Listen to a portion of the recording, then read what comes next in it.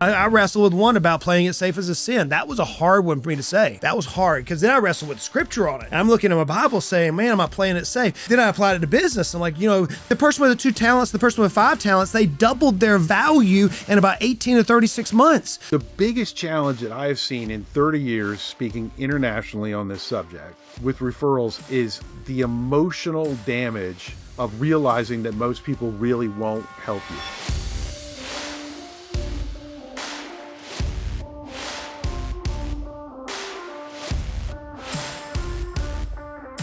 Have you ever met someone and when you meet them, they have you scratching your head like, that can't be right? And the message is a hook. And you lean in, and the more you discover about this individual, the more you discover about their message, the more you start to question your own belief system. Have you ever met someone like that? Years ago, when I was scaling my companies, I learned through my coach how to master marketing. Marketing is what I learned was how to influence through giving others.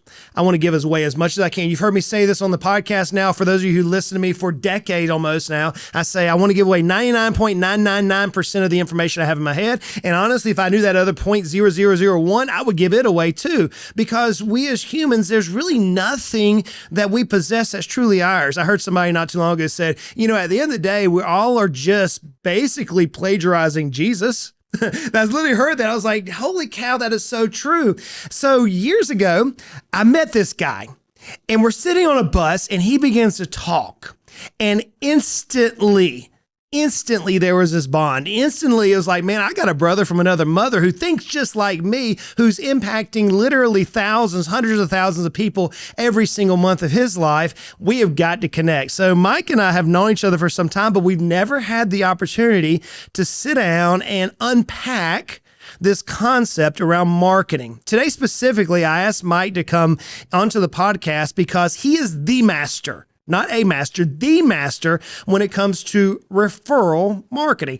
And before we dive any further, I got to tell you, I approached today's episode with a little bit of a dichotomy because I look at marketing as giving away 100%, but oftentimes the marketplace, when I'm talking to business owners, they look at referral marketing as not giving away, but getting as much as I can. And I've always looked at referral marketing with like this used car salesman kind of sleazy feeling, like it just doesn't feel good on me. However, that's not what you're about to learn. So Mike, man, I'm so glad to have you on the podcast today. Let's have some fun, brother. Dude, we survived that first bus trip. That was something else. There's 3 or 4 people from that first bus trip, that VIP thing, that have changed everything for me, like lifelong friends. It's absolutely amazing. Who are the others? So Michael Sauer. Yeah. Sean Hutchinson. Oh, wow. Studs. Both those guys are studs. Yeah. Yeah, no, that was one of the best investments I ever made. Wow. That's humbling, man. Those are some studs there. So I remember sitting out there, we having that race car, but then you began speaking, and I want to unpack the body of knowledge. You've written books around this. You speak around this on a daily basis. You coach advisors around this. So I want to talk to you about the concept of referrals, specifically as it relates to marketing. So many of in our audience, they honestly believe, because I hear this regularly when I'm talking to a business owner, that quote, marketing doesn't work. In the sense that, they throw $1,000 out to maybe a yellow book ad or some picture on the side of a billboard, or maybe they bought like a lick a plate type of a dinner or something of that nature, and they just see money going out the window. But that's not the way I was trained in marketing whenever my coaches were teaching me. And I've always seen that marketing works exponentially. I mean, I took a company from 0 to 8 figures in 49 months. Even this new coaching venture, we went from 0 to 7 figures in less than a year's time, all through the power of marketing. However, whenever I hear referral-based marketing, as you're going to present it today, compared to what my mind, or perhaps even the audience might, when they see the title, they say, oh, really? This kind of feels kind of sleazy and it just doesn't sit right. It's two different things. So I guess my very first question is, when you think of referrals, just that simple word, what do you root that word in, and what does it mean to you? So I'm going to do this secular and spiritual. Okay. So I'm going to start with spiritual. When I hear referrals, I hear Jesus. I hear giving at a level that no human being can possibly replicate, and yet we get to do it. We get to follow along. So spiritually, for me, referrals are how I was saved. When I think about it on a secular standpoint, I think marketing, but I come at it like you, Justin. Marketing means there are standards we have to meet. And the standards we have to meet when I hear marketing is it must be forecastable, it must be measurable, it must be repeatable, and it must be scalable. And so when I think of referrals, that's what I think of. And I will be with you, like 99.9% of everyone, that's not how they think about referrals, because they've been taught that referrals are something that you get when you do these things, right? And you can't make a relationship a technique. Yeah, that's in the financial world specifically. I know, there's such a high attrition.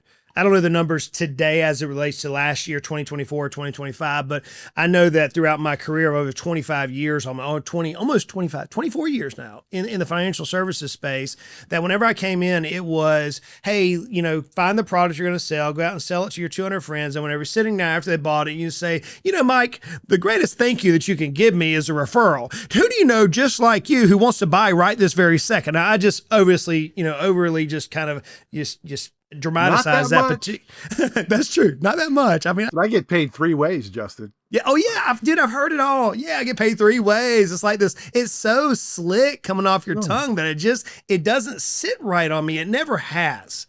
Country boy born in the South, if grandma wouldn't eat it, if she couldn't palate it, then it should be doing it. And so that that referral kind of feels sleazy to me, Mike.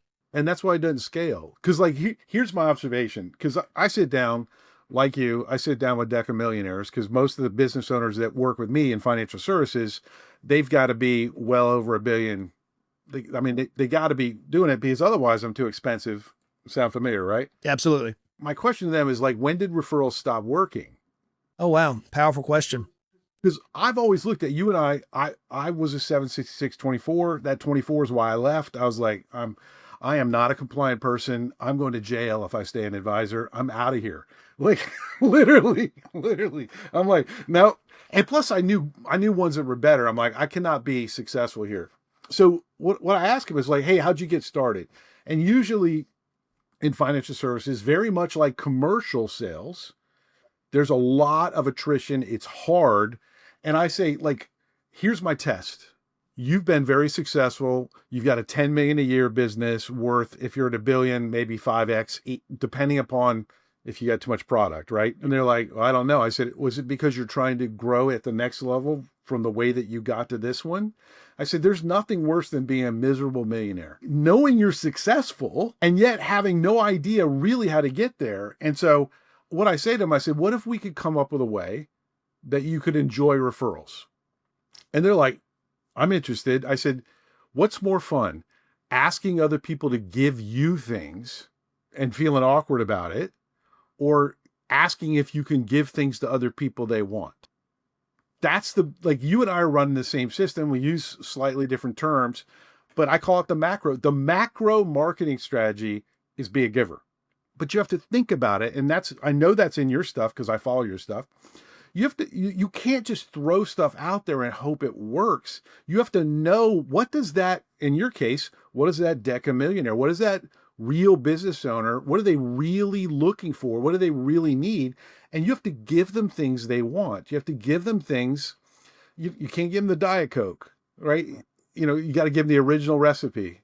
It's so true, though. It's so true in the sense that whenever I see business owners who lost their first love, who lost their passion of their business, and now they've reached what I call this roadblock, or they've reached this point to where they feel stuck. I don't know the term. People use different terms. My avatar will say, Justin, I want to scale more rapidly. I just can't get past myself. I had one this last week doing $2 million a year top line revenue, it's unbelievable, but they're working 48 weeks a year, 63 hours a week. week. In fact, I've got a podcast, friends, that's going to be released after mine and Mike's here, that I'm going to actually walk down 2 different avatars, 2 different coaching clients, and it's ridiculous, the difference. You got to stay tuned for next week's episode.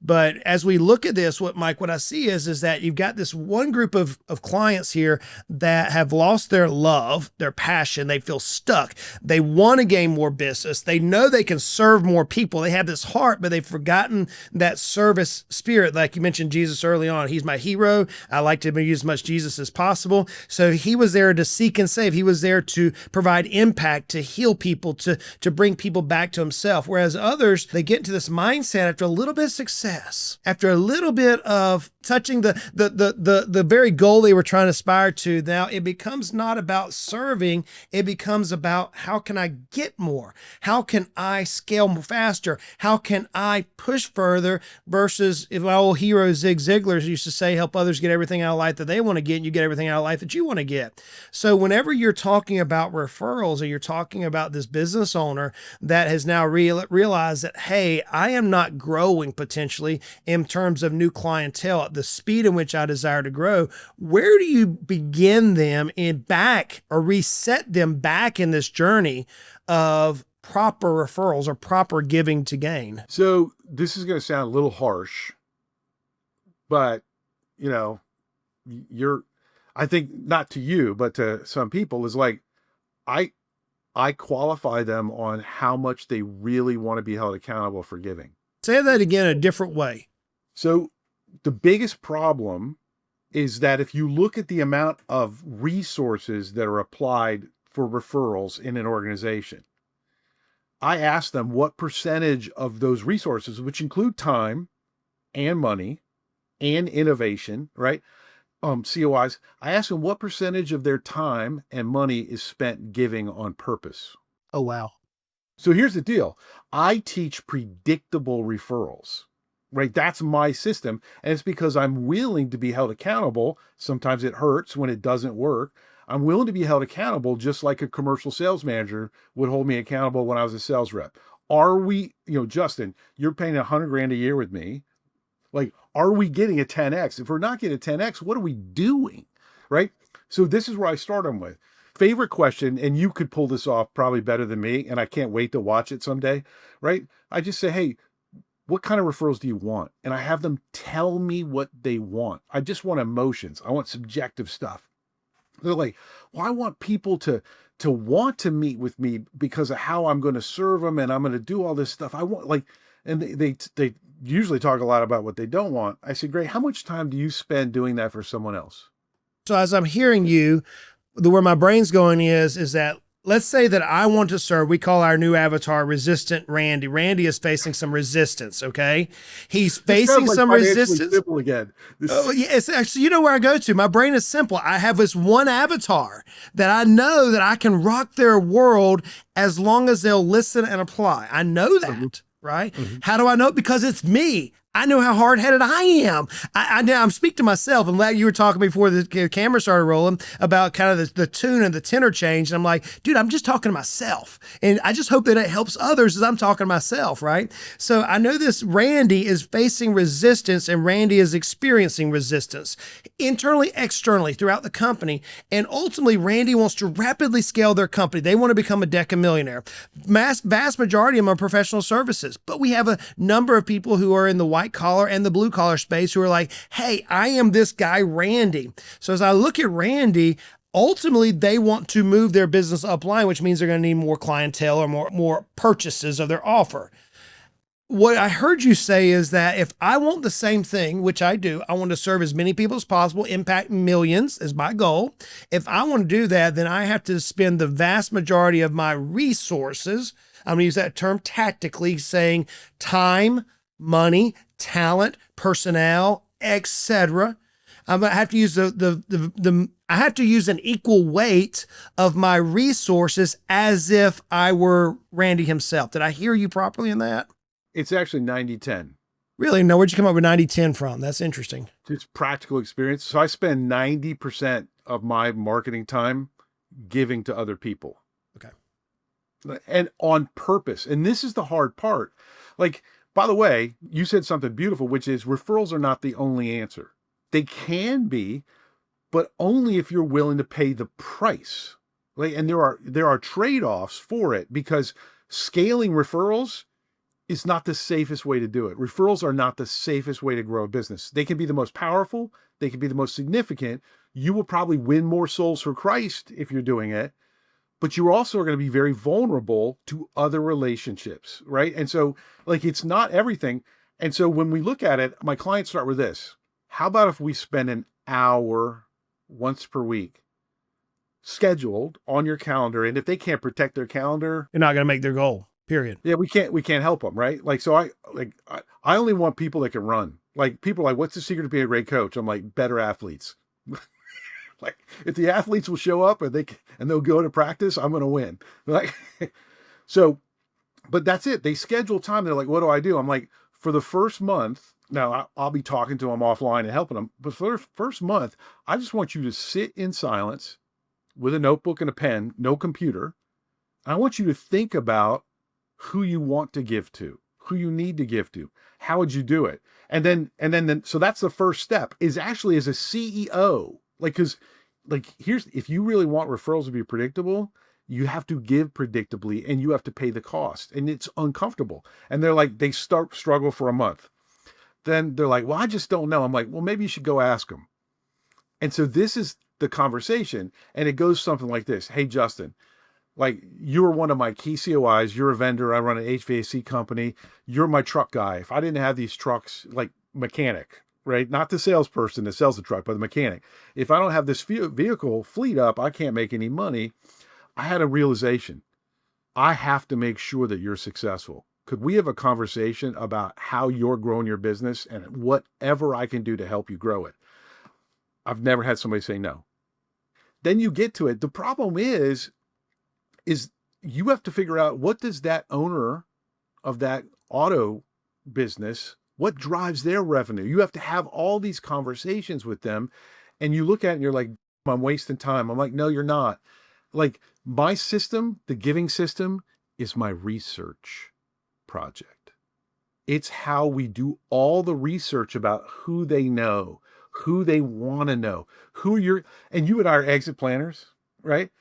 I'm like, who else is sitting around the table? Talk to me about them. How, like, it's so beautiful. Like, de-risking happens in marketing too.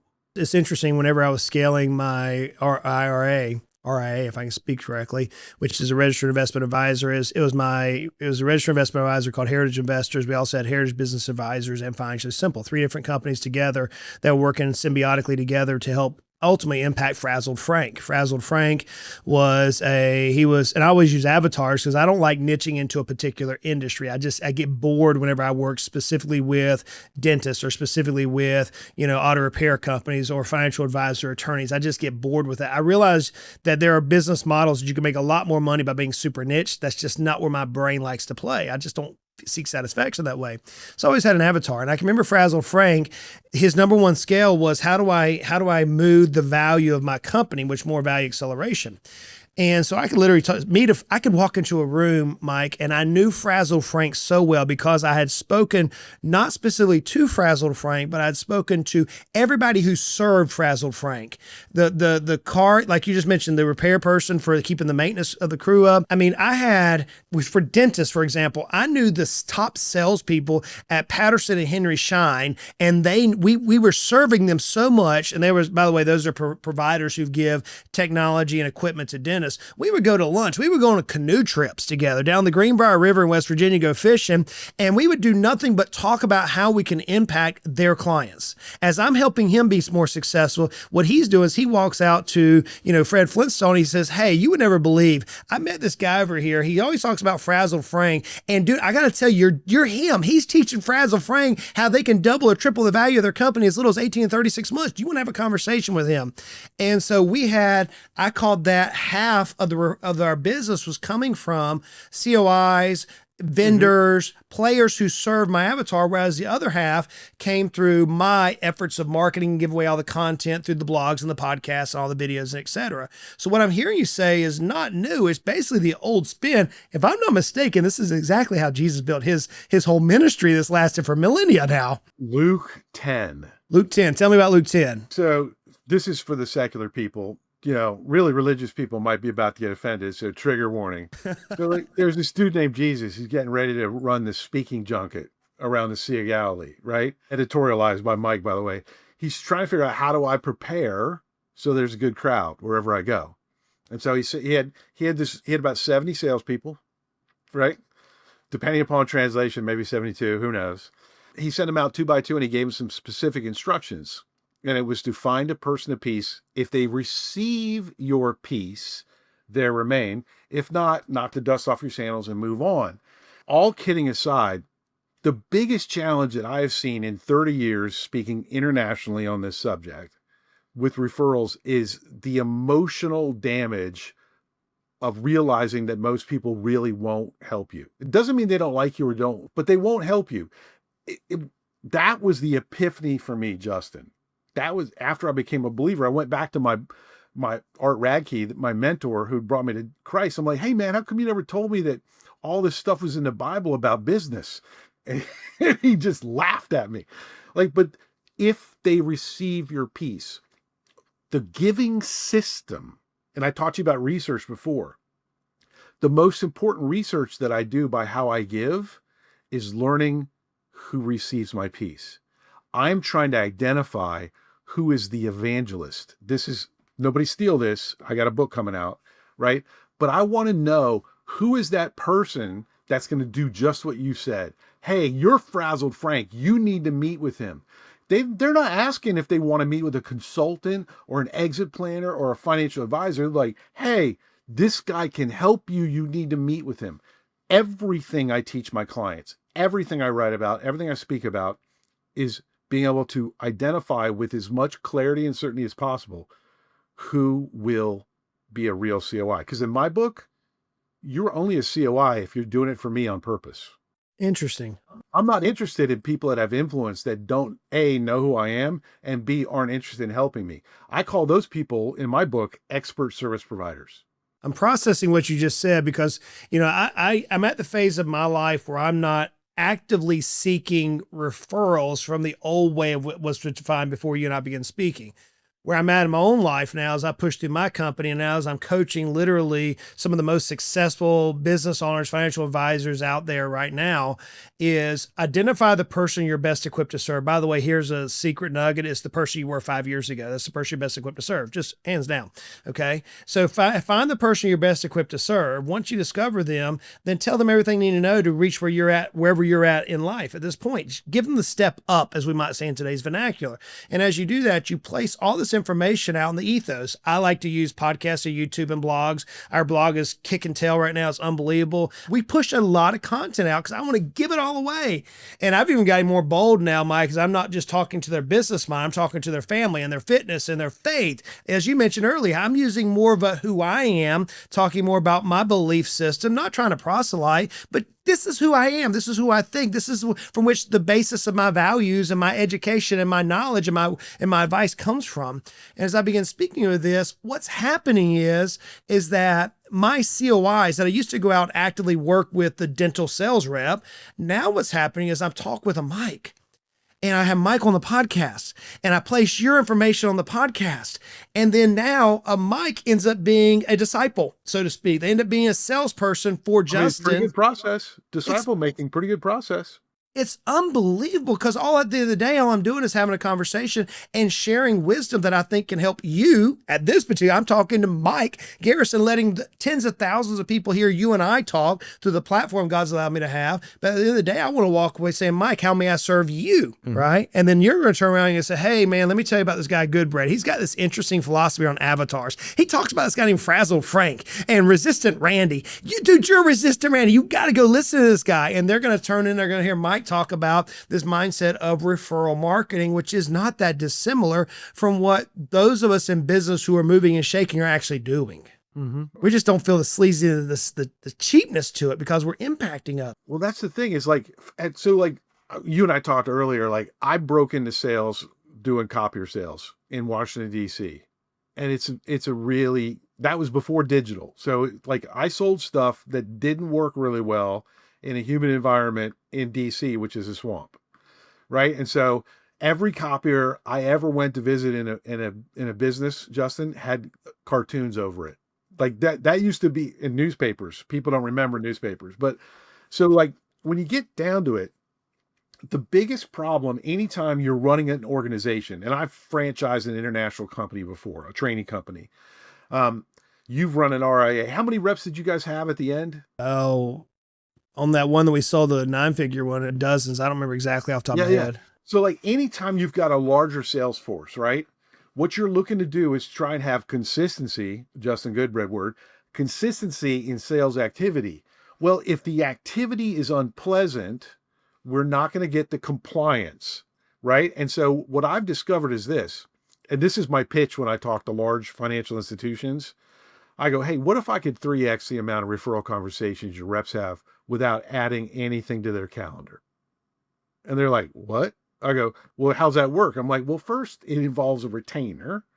And like, right. But, and they're like, how's it work? I said, people don't like begging for a life, especially when they're joining a financial services firm where they have aspirations of being wealthy, of being rich, and they're thinking about freedom when they're not free.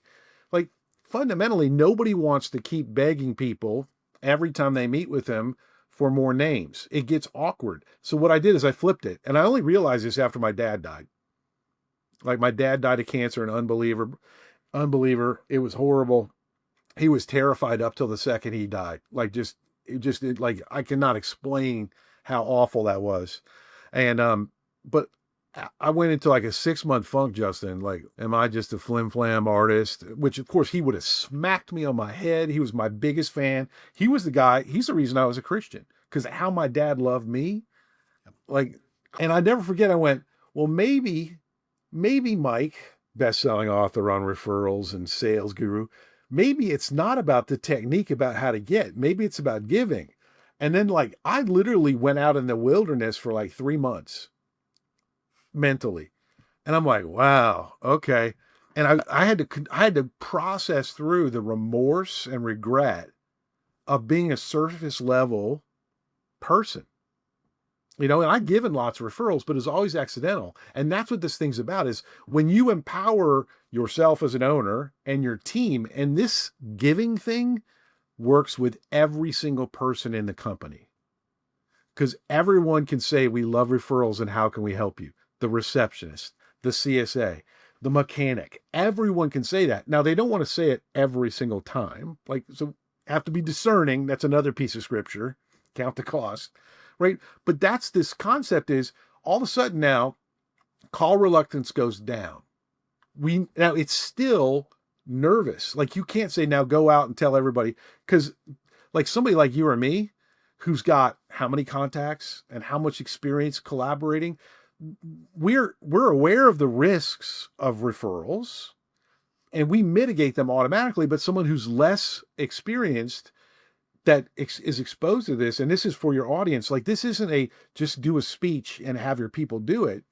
You've got to encourage and empower your team through your culture and your personal servant leadership that they are safe in giving. You remind me of something I adopted probably 2 decades ago when I had my consulting business, where we'd help dentists buy their firms, buy their new dental practice, turn it, grow it, exit it, before I was ever even a exit planner or even a financial advisor. And I heard this gentleman who's now since passed, and not many people would recognize his name, but he came up with this powerful statement that I've adopted. I teach our clients, and my team has even learned the power of this. And you will hear me say this typically when we come off the air. So I'm gonna go ahead and let you know what's going to happen. It is, hey, Mike, man, it's been a blessing to have you on the show, man. I can't wait to see how this is going to impact others. Let me ask you a question. How may I serve you? It's a simple question. How may I serve you? Whenever I walk in on a Monday morning whenever it's traditional, we don't have a holiday like we did yesterday. I walk in on the Monday morning. I teach my clients to do this. I dump my brain in terms of I have 30 minutes to tell the team, hey, here's where we're at in alignment with our strategic plan. It's not around the hot topic around, hey, Miss Smith last week was complaining. It's none of that stuff. It's strategic plan focused. And then I leave. The team then pushes the company forward about 1 o'clock to 2 o'clock in the afternoon. I now have time, liberty within my person to go to each one of my team members. And you can do this even at a major corporation level. I had 12 C-suites with me as I was the president. You can work with a group of people. Jesus had 12 disciples. You can work with the many people.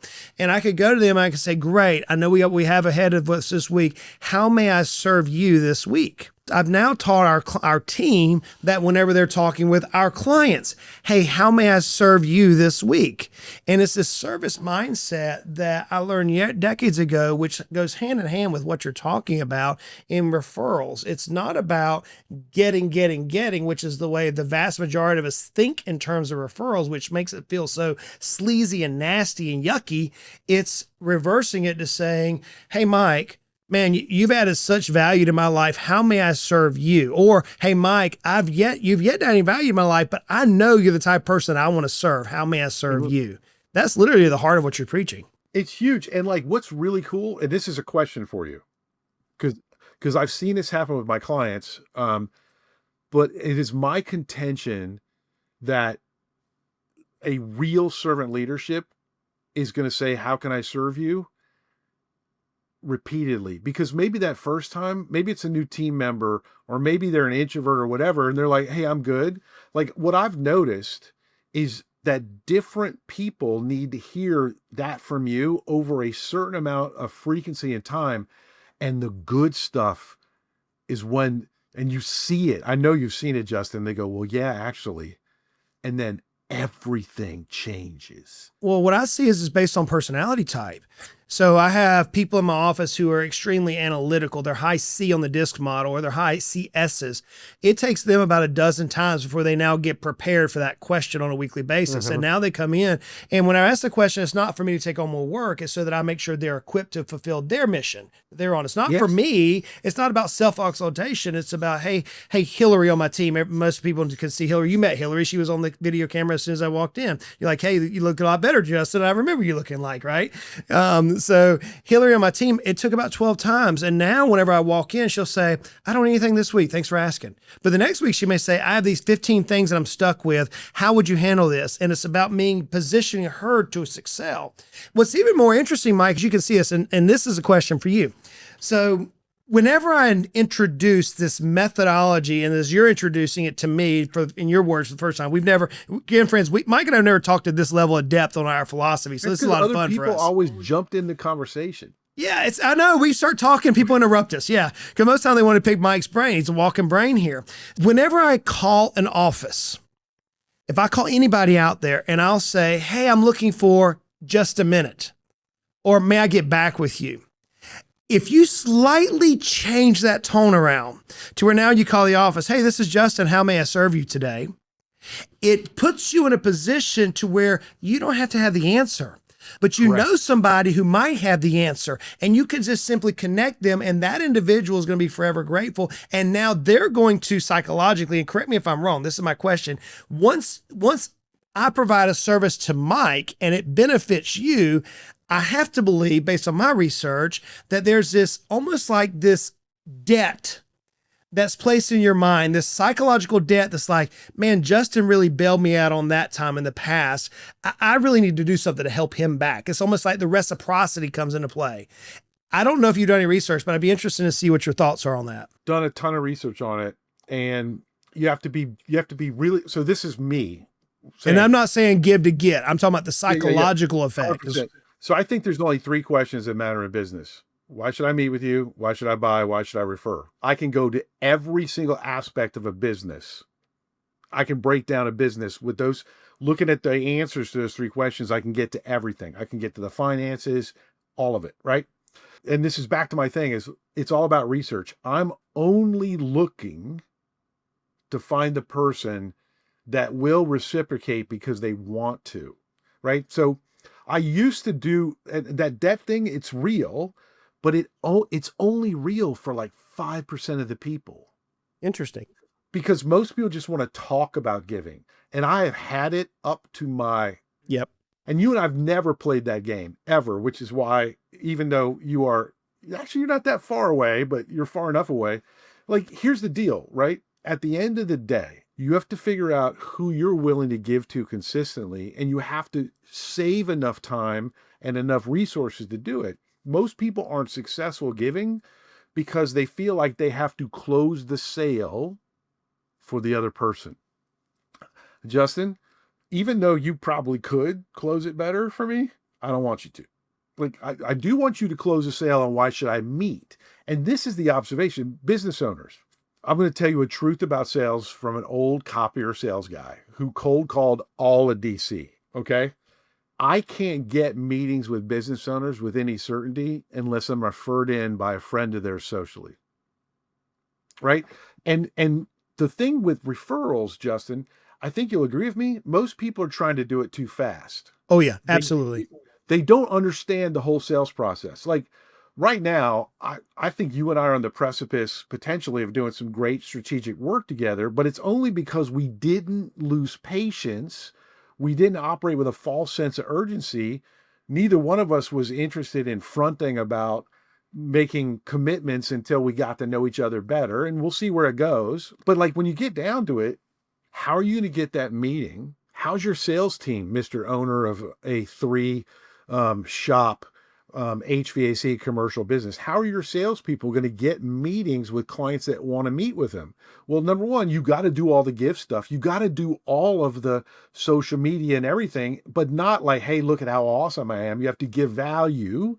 But additionally, if you said, hey, Mike, I can get you a face-to-face meeting with the director of North America for UBS in New York, I'd say, great, what time should I be there? Right? And you didn't say he wants to buy from you. I'll carry your briefcase, Justin. I'll be in the meeting. I won't say anything. I'll wear a muzzle. Like, so like everything that I do for business owners is this. No one is more credible talking to a business owner than a business owner.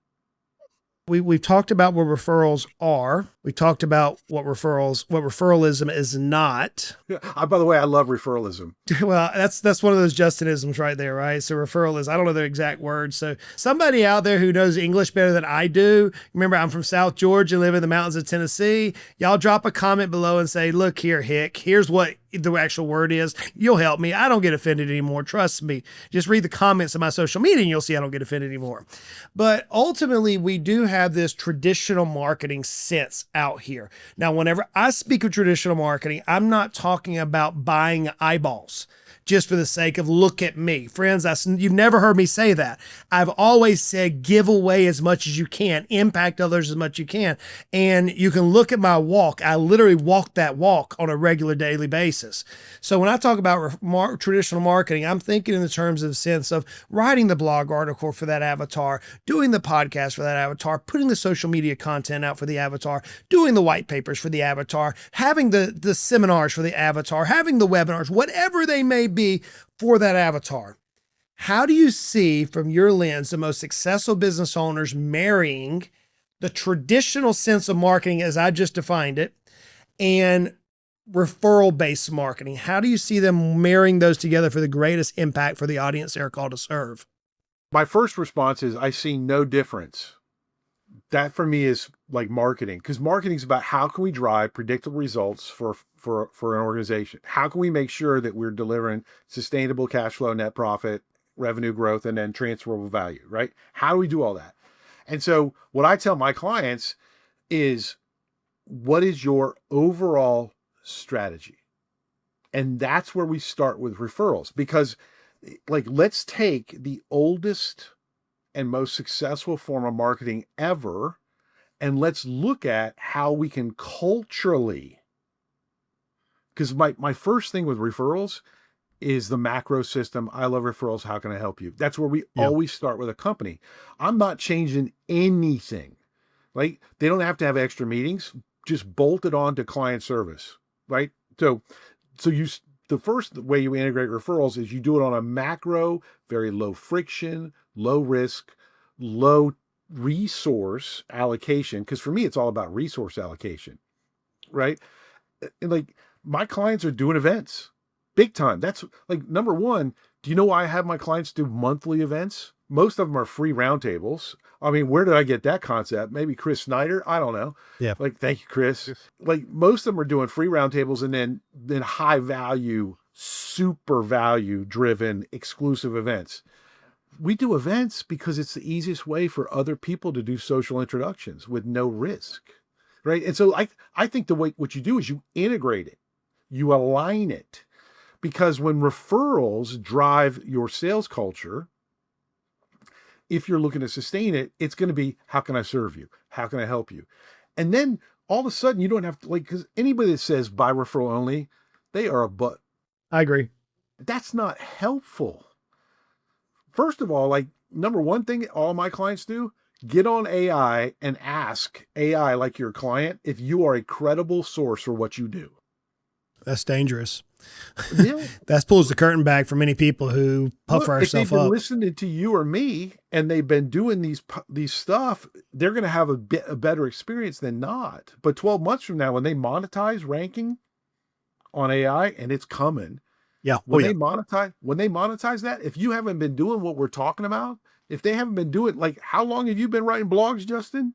I think we have 1,800 blogs right now. Yeah, good Lord. Like, so, like, I bet you show up well. I do. I mean, in my niche of financial advisors, I show up really well because I'm published on a lot of sites. That's the thing, is like, don't look at them as opposing, look at it as integrative, and then just lead. I want to bring the conversation to a close for the audience with this. So you've been listening to Mike here talk about referrals, and so many of us have looked at referrals through like a stain or through like this tainted lens. And I've never used the term referrals anytime at all. By the way, Mike, never have I used the word referrals in any of my podcasts until this particular episode. Because of that reason, because so many of our audience members, they hear referrals as like this very negative connotation. Me too. I agree. Yeah, I hear you. Which is why I think we're at the phase of our career and also at the phase of the business cycle whenever a simple word can be repurposed and be a disruptor. And bringing it back to the proper way for referrals in the sense of disrupting the status quo can impact millions of lives if used properly. I bring back to Solomon. I love Solomon, the scripture. He wrote a vast amount, 3 books of the Bible almost. He wrote the Proverbs. In fact, Marcus Aurelius's Meditations very much coincides with Solomon's book of Proverbs in the scriptures. It's a great study if you're a nerd like me and like to read secular versus non-secular, compare them. It's interesting that when the Queen of Sheba went and met Solomon, she made this fascinating statement that has been used throughout generations now, throughout millennia. And she said, the half is yet being told. In other words, what we heard was nowhere near what was actually there. It wasn't even half of it. Solomon was not able to attain that level of influence until he placed out literally thousands of social media posts. Now they call them Proverbs, but thousands of Proverbs, right? It's interesting when you take and look now through that pattern of history where you see like a Marcus Aurelius, where you see various people who have published so much work, give it away. In fact, today, one of my heroes is Martin Luther King Jr. He gave away all of his knowledge and thus revolutionizing where we're at today as a society. It's phenomenal to watch what happens.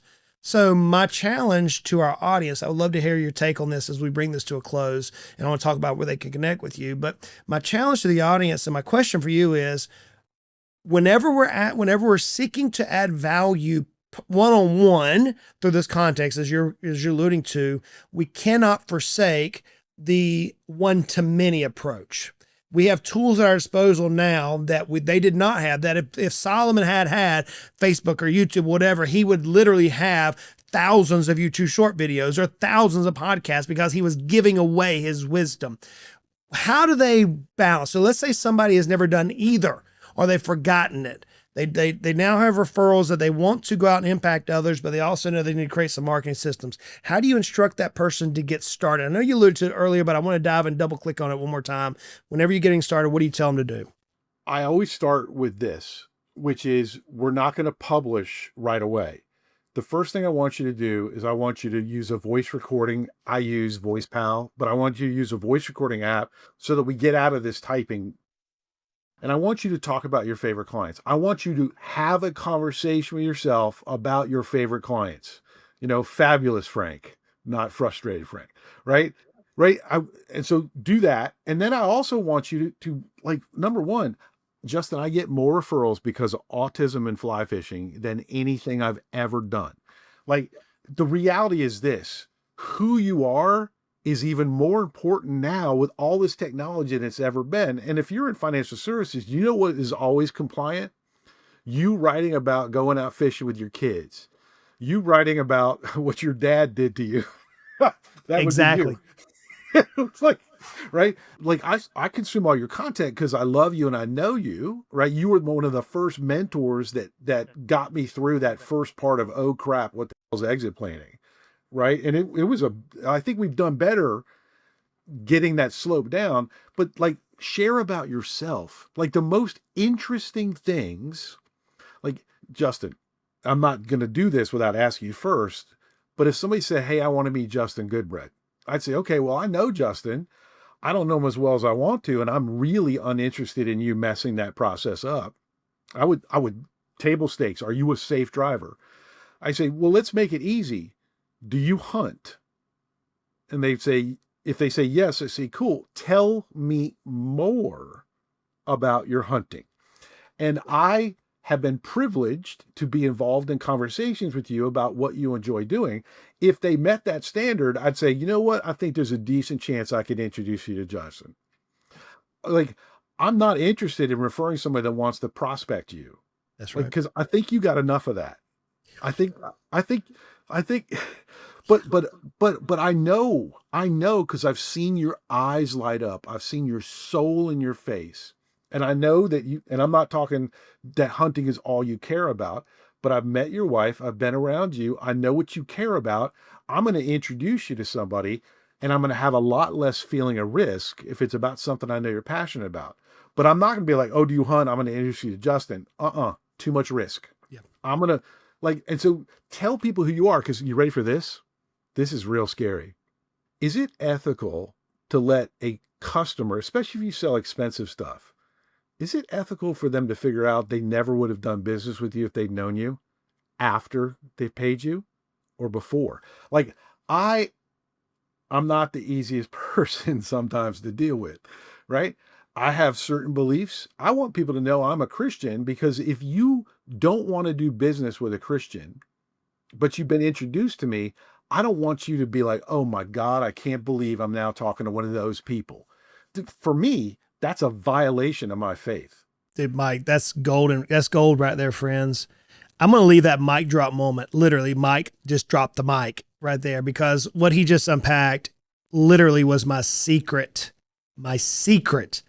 to what I did, literally what I did in my financial services business. And just Thursday and Friday last week, we had an intensive, a client doing $2 million top line revenue, a financial advisor wants to double his practice the next 3 years. And I brought him back to, who are you? And it took us 8 hours to unpack who he is. And once we got done with who he is, we now then laid out a framework for him to be able to share who he is in a way that's not going to cause harm to his current clients, but also going to resonate in the right syntax with the person he wants to serve. And friends, what Mike just gave you is gold. In fact, I'm going to go back and re-record the introduction and say, you got to stay to the end, because Mike drops the mic at like the very last moment. So Mike, we're out of time, buddy. We're hitting a lot of good things here. Yes. Isn't it so interesting? Like, I did not know that about you. It's just so interesting for me that it's not that hard if you are authentic. It's not that hard, but neither is staying healthy and being in shape and not being obese. It's diet and exercise, but the vast majority of us are not where we need to be because we don't have that accountability partner to hold us accountable, nor do we want it bad enough. So it's not the education that's the problem, it's the application that's the problem for so many of us. And there's my mic drop moment. So friends, I need you to know Mike Garrison. Okay. I want you to connect with this man. He runs a powerful referral-based coaching business. And so with that being said, Mike, how can people connect with you? www.caniborrowyourcar.com. It's a powerful book. That's my book. I call it bathroom friendly because as long as you have enough fiber, you can get to a chapter a day, right? And you'll be good. Or LinkedIn, like I'm on LinkedIn, but like one of the things that makes Justin so easy to introduce to, and I tell people about you frequently, is he's got a book. He's got social media out there. I don't have to refer you to somebody that you've never heard of. And so go to my website, you'll like it or you won't. Good. Well, Mike, man, I appreciate you being on the show today. Friends, look, referrals. Again, the first time in almost 600 episodes that I've ever used that word referrals. We went back and double checked it through AI. We've never used the word referrals because it hurts me to say that word. It hurts me as a business owner because of all the negative connotation, but I knew Mike's story. I knew the impact he's having with business owners. His book, Can I Borrow Your Car, is a great book. Unbelievable. You can pick it up on Amazon. When you read through that, it's common sense. Like I said, it's grandma's wisdom, but somehow grandma's wisdom has been forgotten in today's world. So I challenge you, as you're a business owner, take and absorb this.